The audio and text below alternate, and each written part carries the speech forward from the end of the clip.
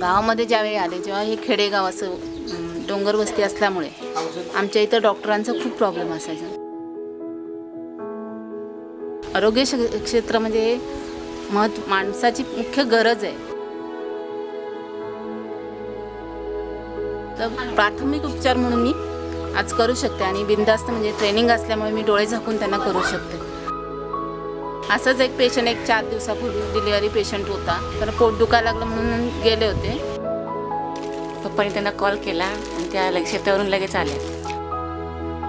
आल्यावरती माझी तब्येत खूप कमी होती. मी आज तिथं BP लावला, त्यामुळे मला तिला कळलं तिला चक्कर काय येते. लगेच सिस्टरला वगैरे बोलवून दवाखान्यामध्ये गेलं. तर तुम्हाला दूध येणार कसं आहे मला सांगा. मी निष्ठा ठोटा बोलणं रक्त व्हाय घरी आलो तर एवढा पाय सुजला. आम्हाला मरण्याची बाजू आली असते. जात उभं राहता येत नाही तर गाडीत कसा जाऊ. ते चांगल्या त्यांना सगळी माहिती आहे. ते येऊन पट्टी करतील आली त्यांच्या समोर त्यांनी पट्टी केली. त्यांना इतकं छान माझ्या मुलाला वाटलं डॉक्टरच्या पेक्षा. हां, आणि झाडे की मला लगेच फोन करा, मी गोळ्या द्यायला येईल. पण ह्याने आमच्यावर लई मेहरबानी केली आणि एवढी केली तर काय विचारू नका.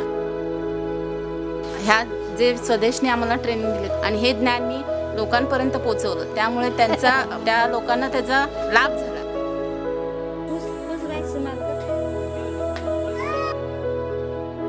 लाभ झाल्यामुळे त्यांचे जे आशीर्वाद मला मिळाले, ते आशीर्वादच मला खूप महत्त्वाचे आहेत.